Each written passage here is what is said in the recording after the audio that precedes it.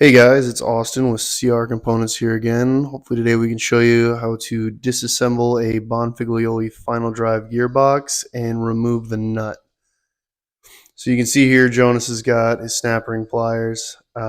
First step's obviously getting that snap ring off. Sometimes when they come from the manufacturer, the middle of that snap ring's right over that O-ring, or not the O-ring, but the oil plug there. So it takes a little bit of finesse. Luckily that one wasn't too bad. Just tapping it off to the side, one side or the other will work, as you saw Jonas did there. Next he's going to go ahead and remove his oil plugs, and one of them he'll leave about halfway in, and you can see him do that here. He'll take one out and then he'll leave one about halfway in. The reason why he leaves one halfway in is so that way he can get a flathead screwdriver under there. Just helps get a little bit more leverage instead of having to beat on that end cover with a hammer.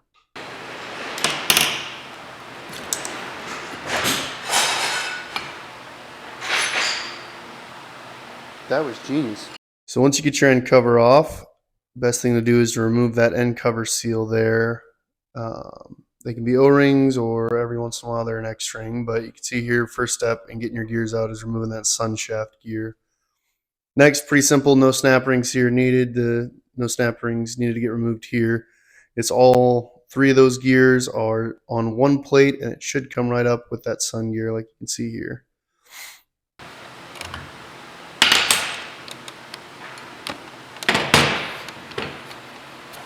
After we get that gear set removed, we have 4 snap rings above our 4 gears that are on top on the gear posts. As you can see, Jonas taking one out there, and he'll take the next 3 out.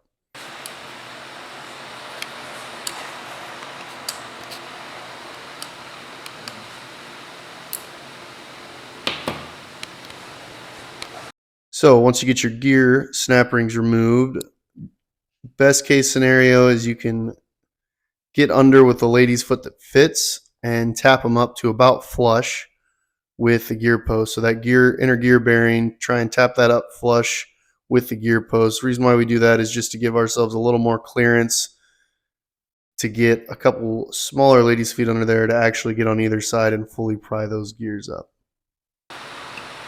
Just to jar it loose a little bit. Am I still in your shot pretty good? Am I still in there pretty good? Yeah.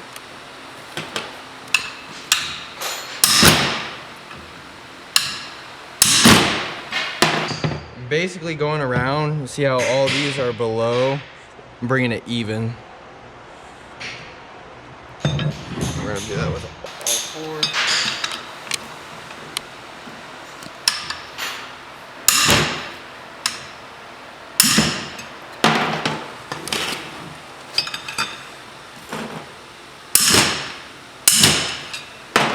Could bring it above. These ones are pretty loose. Probably could bring them all the way up this way. But I'll show you the full way. A lot of times on some of those harder motors, you're only going to have them come up a little bit. And we get 2 smaller ladies' feet.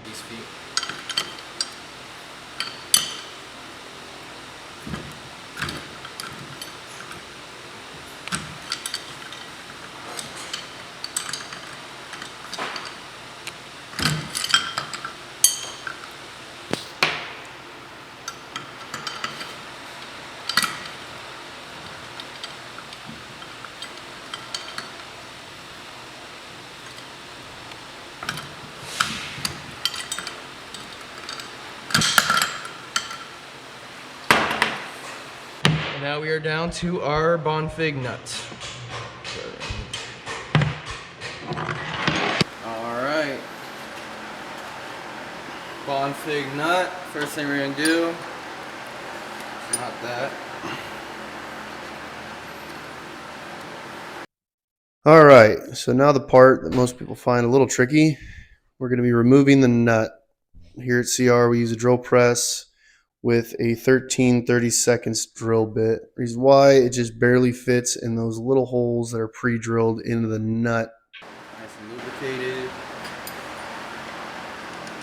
Get that back up in there. Tighten it up.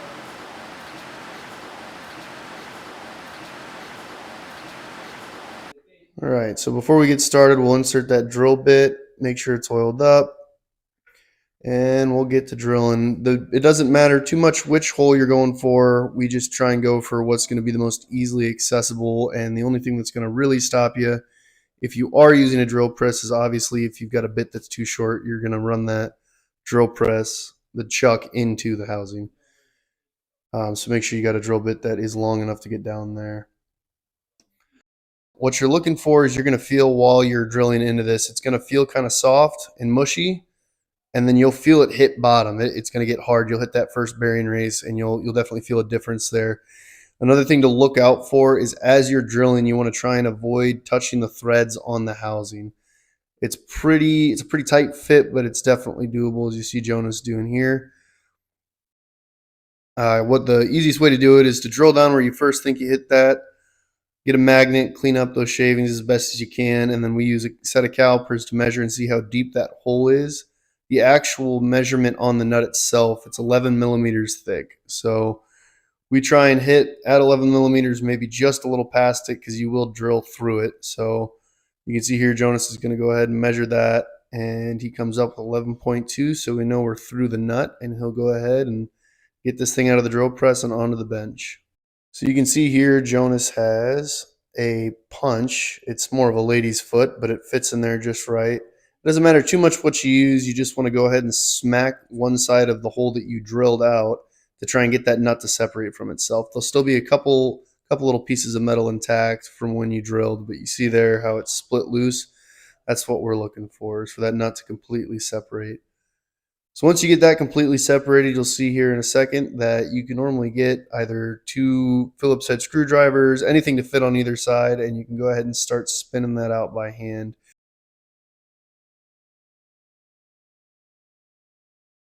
Might catch here and there. The only thing you really want to watch out for is applying too much downward force if you decide to punch it, because you can end up cross-threading it. But you can see here Jonas gets pretty lucky and can just spin it out with one.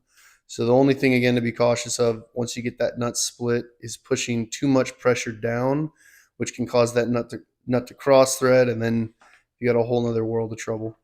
So the next step here is Jonas will show you is getting a punch. There's a little notch there. That's for any kind of dirt and debris to fall out of the housing that might get caught around that face seal. So you can go ahead and get in there with a punch, whatever will fit. And warranted, your bearings aren't totally chewed up.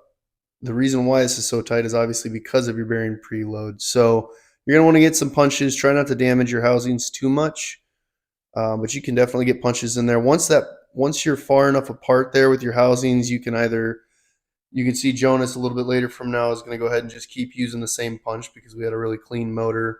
Or if you're having some troubles, you can get one of the housings bolted down to the bench and get some pry bars under it, and you can definitely work either one of those free. And now that's in between the face seals, I put pressure towards the housing and I hit it.